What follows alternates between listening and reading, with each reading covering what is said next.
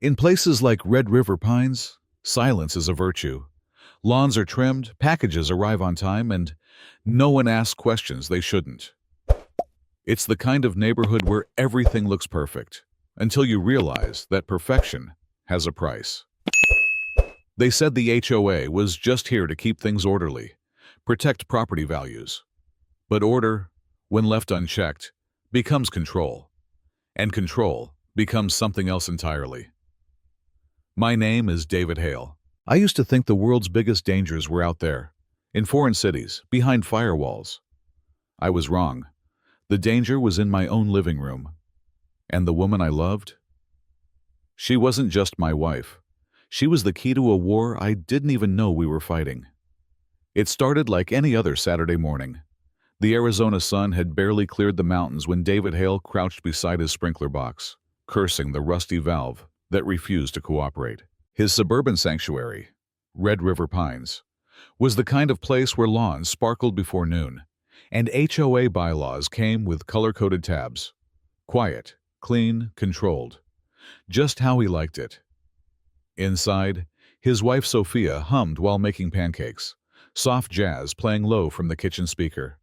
She moved with grace, like always. Calm, precise. They'd built this life on routine. After David left his job in Seattle, burned out, over-caffeinated, and questioning everything, Red River offered something he hadn't had in years: peace. And Sophia was the center of that peace. She wasn't flashy. She sold houses, volunteered at the animal shelter, clipped coupons like a pro. Every neighbor liked her. No one really knew her. But in this kind of place, that was normal until that knock. It came sharp and loud, the kind of knock that wasn't just asking to be let in. It was demanding. David stood, wiping his hands, and looked toward the front door. Sophia beat him to it. 3 men stood on the porch, matching dark uniforms. HOA Enforcement Division, stitched in white across their chests. Not a clipboard in sight. Instead, they wore tactical boots and comms earpieces, like something out of a military catalog. The tallest one spoke first. "Ma'am, we're here regarding an active compliance investigation. We need to speak with you outside." David stepped forward. "What's this about?" The second man's hand hovered near his hip over something holstered. "Sir, step back." Sophia's eyes narrowed. "We're not under any HOA investigation. I'm on the board." "You've been flagged," the first man replied, expression unreadable. "Non-compliance. Digital infrastructure violations." David blinked. "Digital what?" The third man flanked left, too deliberately. Sophia noticed it. So did David, a second too late. Then everything changed. In a blur, Sophia grabbed the tallest man by the wrist, twisted hard, and slammed his head against the doorframe. He dropped like a rag doll. Before the second man could react, her elbow snapped into his solar plexus. He doubled over with a groan. The third reached for his weapon, but Sophia was faster. A sharp kick knocked the pistol from his grip. She flipped him onto the porch with a crack of bone against concrete. David stared, frozen, mouth open, tools still in his hand. Sophia stood over the third man, calm as ever, her voice like cut glass. "Who sent you?" The man groaned. You're... She leaned in. "Say it. You're still alive." That was the moment. Everything David thought he knew began to fracture. Sophia crushed the man's earpiece beneath her boot. "Tell your boss it ends here." A black van idled across the street. Its engine roared to life.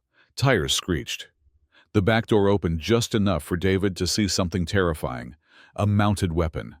Not a bluff. Not a prank. Real. Sophia didn't hesitate. "Down!" she barked, shoving David behind the hedgerow. Gunfire erupted. Glass shattered. The side of their house erupted in splinters. Somewhere a dog howled. Neighbors screamed. The peace David had built, his lawn, his marriage, his illusion, was now a war zone.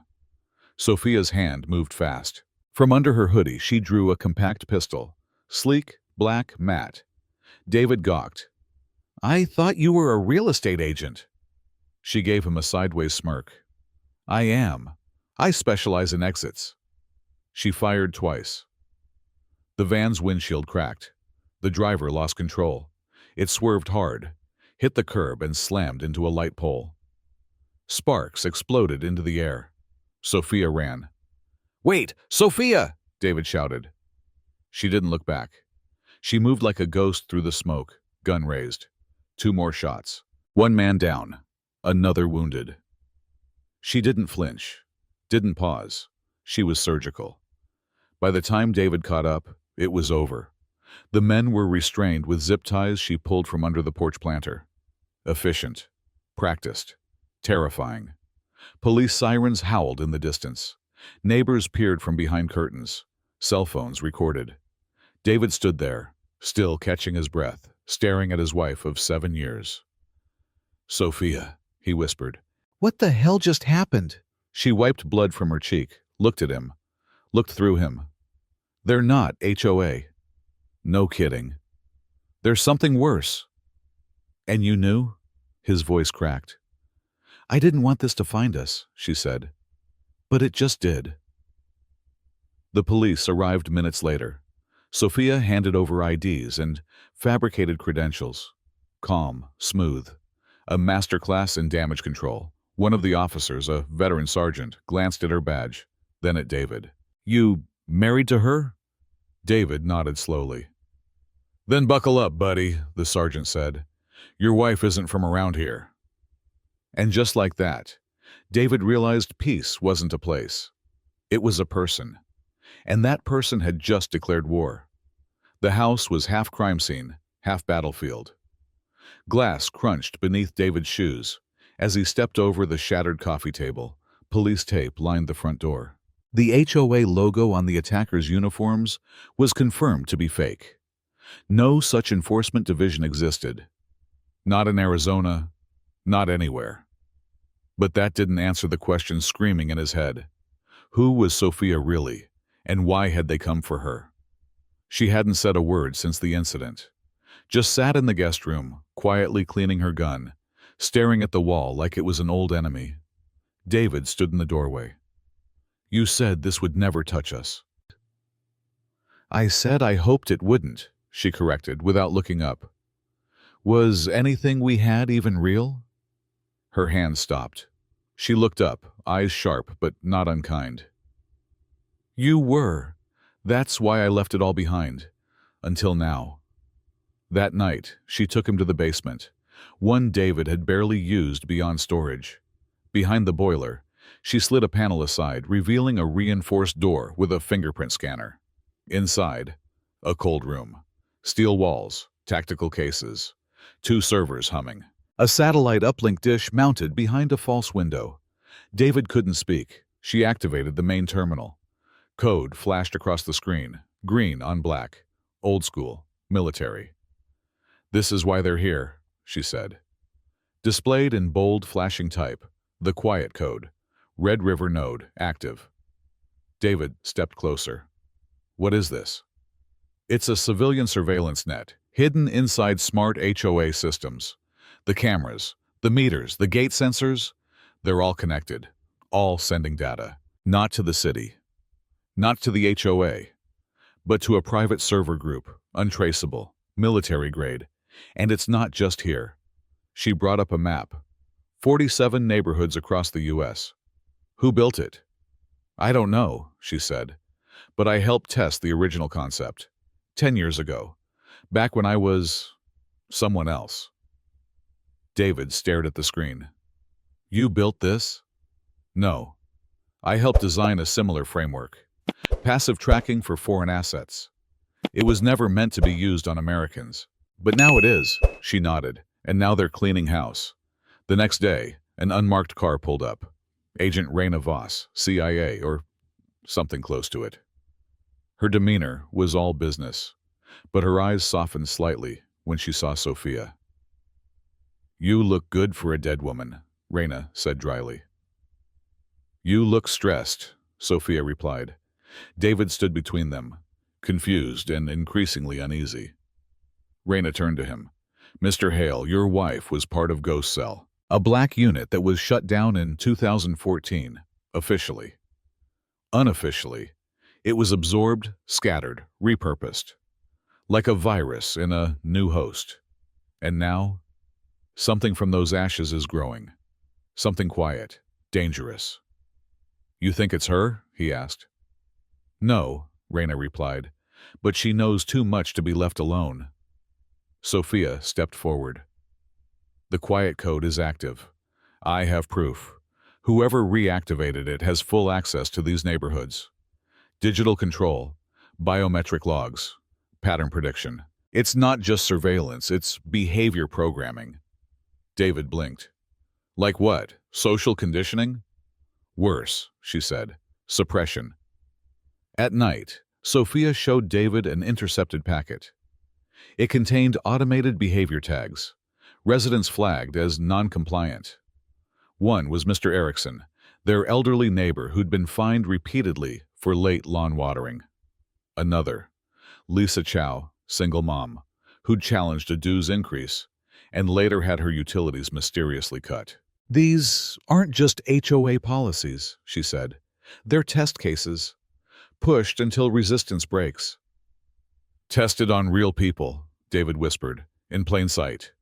He looked at her, his fear shifting into something else. Resolve. So what now? Sophia turned toward the uplink terminal, jaw set. We go upstream. We find the source. The lead came from an old contractor invoice. While Sophia combed through encrypted comms and network bridges, David noticed something odd. A line item billed to the Red River Pines HOA months ago. It wasn't for landscaping or maintenance. It was labeled Systems Integration, Sentient Lattice Module V2.3. The payment went to a shell company based in D.C., Praxia Holdings. Sophia's eyes narrowed. That's not a vendor. That's a front. She ran a trace through her satellite connection. It bounced through 3 dummy ISPs before settling in an unexpected location. A tech incubator warehouse on the outskirts of Tucson.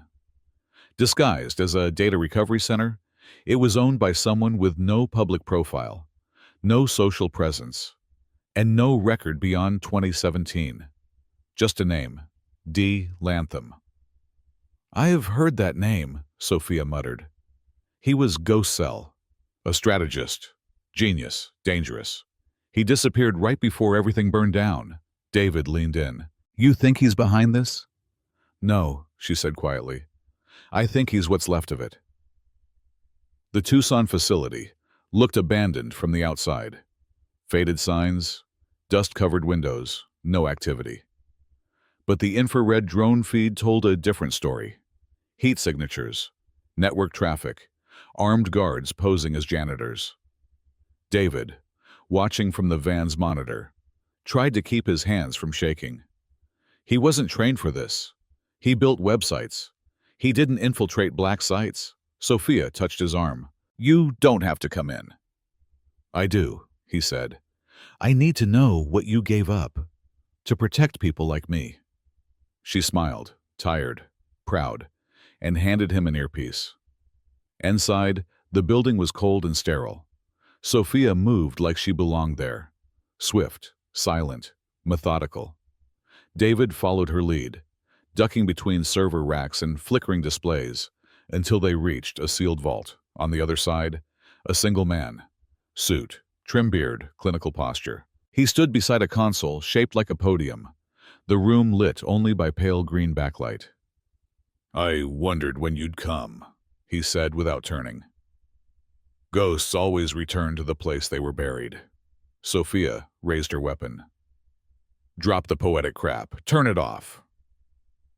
Ah, he smiled, finally facing them. The quiet code.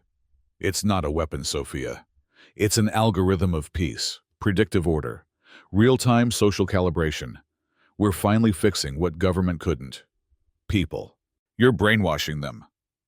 I'm incentivizing compliance, he replied. No more crime, no more protest. Just harmony. David stepped forward. At what cost? Lantham tilted his head. Your HOA fines weren't about grass, Mr. Hale. They were thresholds, tests. Each flagged response was data. You passed. And those who didn't? David snapped. Lantham tapped a screen. A list of names. Erickson, Chow. Even a child, Caleb Brinton, age 9, tagged disruptive pattern. Their behavior categorized, predicted, and corrected. Sophia's finger tightened on the trigger. Turn it off. You'll crash every node in the country, he warned.